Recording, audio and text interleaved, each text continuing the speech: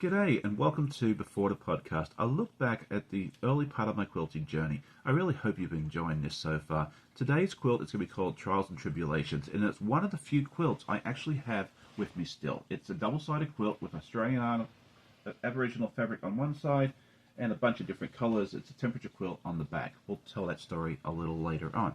But the whole thing started in about 2016 when I thought it'd be fun to make a temperature quilt, and so I asked my sister, who are also quilts and sews, if she'd be interested in making one for me and I make one for her, with the temperatures in our respective cities. I thought it'd be a lot of fun.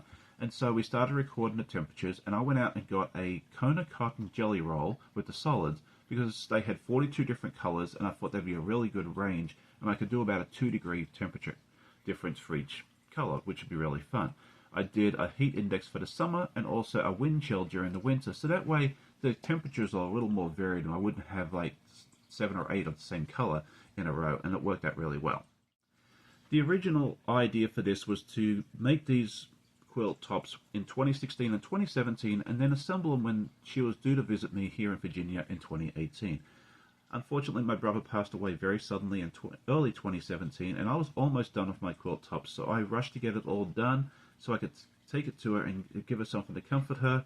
And when I got down there, I found out she was almost done with mine, so I just went ahead and just sewed the last few rows together and brought that quilt top back here with me. We continued with our plan to assemble the quilts when she came over the following year, and we both just thought it'd be fun to do a double-sided quilt.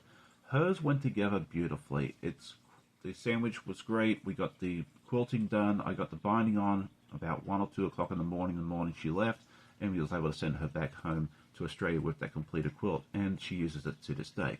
Mine was not quite so lucky. I love the backing on this. The different Aboriginal fabrics. There's 4 of them all together, and I love how it turned out.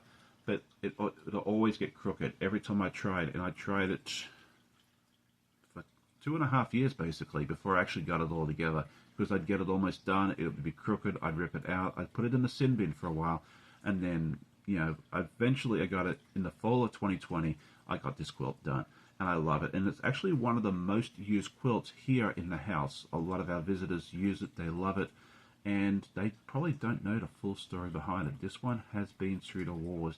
And if you think that's it, I have one more thing to show you with this quilt. We got Finley in 2021, and when she was a puppy, she liked to soothe by chewing things. And so now there's a hole right here, and a couple more little chew marks right here.